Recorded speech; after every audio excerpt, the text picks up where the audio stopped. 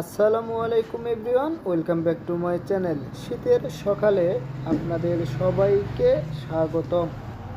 আশা করি আপনারা সবাই ভালো আছেন। আপনাদের দোয়া ইনশাআল্লাহ আমি ভালো আছি। তো আজকে আপনাদের মাঝে নতুন আরও একটা ব্লগ ভিডিও নিয়ে হাজির হলাম। আমি মোহাম্মদ সামিউল ইসলাম।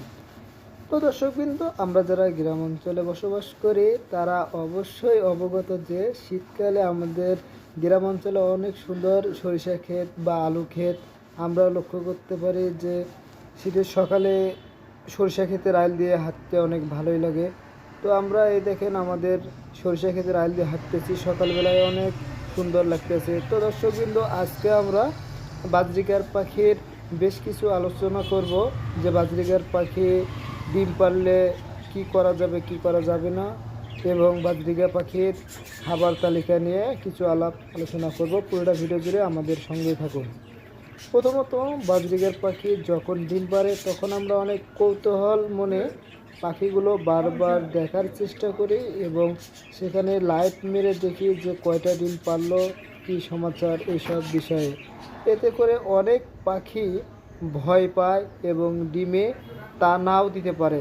আর ডিমে তা না দিলে তো অবশ্যই বন্ধুরা বুঝতে পারতেছেন আপনাদের আর বাচ্চা দেখা হলো না। তো আমরা যত সম্ভব চেষ্টা করব যখন বাজরিকার পাখিগুলো ডিম দিবে সে সময়ে অতটা জানি বিরক্ত না করে ওদের। তো আরও একটু আপনাদের দেখাই নেই যে আমাদের গ্রাম অঞ্চলে এই যে আলু চাষ হয়েছে এবং সরিষা ক্ষেত, অনেক মনোরম দৃশ্য। আর শহর আর গ্রামের মাঝে এটাই পার্থক্য, শহরের লোকালয়ে যারা আমরা বসবাস করি আর গ্রামে আমরা যারা বসবাস করি তাদের মধ্যে অনেক পার্থক্য দেখা যায় শুধু এই গ্রামের এইসব দৃশ্য নিয়ে। তো শহরে যারা থাকে তারা খুব সহজে আর কি এগুলো দেখতে পায় না। এই যে আমার পাখির খাবার তালিকাটা, আজকে আমি দিছি ডিম, বুট, ছোলা ও বাঁধাকপি যে পাতাটা আছে কুচি কুচি করে কেটে দিচ্ছি। এটা 4-5 ঘন্টা আমি রেখে দেবো। তারপরে যখন খাওয়া শেষ হবে সে সময় আমি যে বাজরিকার পাখির যে মিশ্রণ যে খাবারগুলো আছে মিক্স করা সেগুলো খেতে দেবো। আর যখন ডিম বাচ্চা করবে তখন আমরা একটু বেশি বেশি করে যেমন আমরা যারা ইট ফুড বলি এগুলো আমি যেভাবে এখানে বানাই দিছি এভাবে দেওয়ার চেষ্টা করলে হয় কি পাখিগুলোর শরীর স্বাস্থ্য ভালো থাকে এবং ডিমও মোটামুটি ভালো মাসাল্লাহ বেশি পারে। দর্শকবৃন্দ, তো আগের কথায় ফিরে আসি। যখন বাজরিকার পাখিগুলো আমার ডিম পাড়া শুরু করে দেয় তখন আমি হাড়ির কাছে খুব বেশি একটা যাই না, শুধু দিনে 1-8 বার দেখি, যাতে হয়তো অনেক সময় পাখি ডিম পাড়তে পারতে হয়তো ডিম আটকে যায়, পেটের মধ্যে ডিম বের হয় না। তো সেসব সমস্যা আছে কিনা সেগুলো দেখি এবং আপনারা চেষ্টা করবেন আপনাদের কলোনি বা খাঁচা যেখানেই পালেন পাখি লালন পালন করেন, দেখবেন যে যদি ইঁদুর বা চিকা বা যে কোনো জিনিস বা বিড়াল আছে যাতে ডিস্টার্ব না করে আপনার পাখিগুলোকে, তাহলে দেখবেন আপনার পাখিগুলো অনেক ডিমও বেশি পারবে, আবার ডিমেও তা দেবে, বাচ্চা মাশাআল্লাহ অনেক ভালো করবে। এই যে আমার পাখি দেখেন মোটামুটি মাশাআল্লাহ ডিম পারতেছে আর ডিম পাড়া শুরু করছে শীতের শুরুতেই। এই যে বাবু দাঁড়াও, দেখি একটু ডিমগুলো দেখি, সরো একটু সরো। এই যে উড়ে গেছে মাশাআল্লাহ। এখানে আমরা কয়টা ডিম দেখতে পেলাম দেখি, মাশাআল্লাহ মাশাআল্লাহ 5টা ডিম পারছে আমার এই সুন্দর পাখিটা।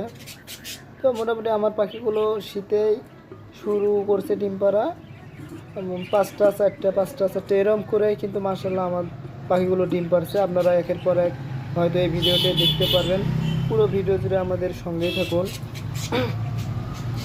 আর দর্শক কিন্তু ঠান্ডা লেগেছে, গলায় সমস্যা। তো আমার কথায় যদি কোনো ভুল ভ্রান্তি হয়ে থাকে তাহলে ক্ষমা সুন্দর দৃষ্টিতে দেখবেন।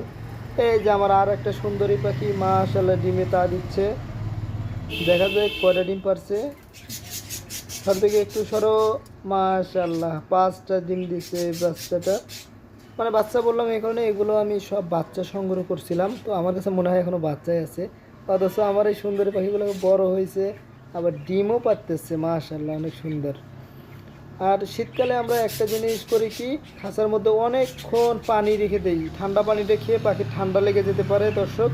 তাই বলবো বন্ধুরা, আপনারা পানি যখন দিবেন কিছুক্ষণ পরে পানিটা দেখবেন ওরা কিন্তু খায়, খাওয়ার পরে কিন্তু আর খায় না। তো 2-3 ঘন্টা পর যদি পানিটা আমরা চেঞ্জ করে দিই, যদি সময় পাই, তাহলে কিন্তু পাখি অনেক সুন্দর থাকবে, সহজে ঠান্ডা লাগবে না। আর রাত্রেবেলা পাখি খাঁচায় পালেন বা কলোনিতে পালেন, সেগুলো আপনারা বের করে দেওয়ার চেষ্টা করবেন। এই যে আমার একটা পাখি, এইটা হলো বদমেজাজি একটা পাখি। তো কী কারণে বললাম, এই পাখিটা আমার কলোনিতে সবচাইতে রাগী, মানে মেয়ে পাখি। এটাকে ধরতে গিয়ে পরশুদিন আমার হাতে এমনভাবে মানে কামড় দিছে, পুরো রক্তাক্ত করে ফেলছে আর কি। এই পাখিটা অনেক রাগী। বেবি সরো দেখি, কটা ডিম দিছো তুমি, দেখি একটু সরো, একটু সরো। এই দেখেন কি পরিমাণ রাগী। তো বন্ধুরা, আমরা আসলে এগুলো শখের বসে সবাই লালন পালন করে থাকি। মাশাআল্লাহ 4টে ডিম দিছে। আমরা এগুলো শখের, মানে শখ ছাড়া তো পাখি আসলে পালন হয় না। তো এগুলো শখের জিনিস যেহেতু, সেক্ষেত্রে একটু একটু টেক কেয়ার করতেই হবে, পরিচর্যার বিষয় আছে, বা খাবার দাবার যাতে ঠিকঠাক মতো দিতে পারি সেসব বিষয়ে অবশ্যই খেয়াল রাখা উচিত। মাশাআল্লাহ 4টে ডিম দিছে। এটাও দেখি, তারপরে এটা ফাঁকা, মানে বাসা করতেছে। এই যে আমার সুন্দরী পাখিটা, আমার এই সুন্দরী পাখিটা এই লাস্ট এই কর্নারে এই হাঁড়িতে ডিম দিছে। সুন্দরী দেখি কয়টা ডিম দিছো, 5টা। মাশাআল্লাহ। আমার যত বন্ধুগণ আছেন তারা অবশ্যই সবাই মাশাআল্লাহ বলে যাবেন, কারণ দেখেন পাখি যত সুন্দর, আল্লাহ পাক কত সুন্দর সৃষ্টি। ডিমগুলো না যেন আরও কত সুন্দর দেখা যাচ্ছে পাখির সাথে। মাশাআল্লাহ, অনেক সুন্দর। তো দর্শকবৃন্দ, নেক হায়দান মহান রাব্বুল আলামিনের দরবারে রেখে আজকের ভিডিওটি এখানেই শেষ করলাম। দেখা হবে নতুন কোনো গুরুত্বপূর্ণ ভিডিওতে। আমাদের ভিডিও যদি একটু ভালো লাগে তাহলে চ্যানেলটি সাবস্ক্রাইব করে আমাদের পাশে থাকবেন। ধন্যবাদ।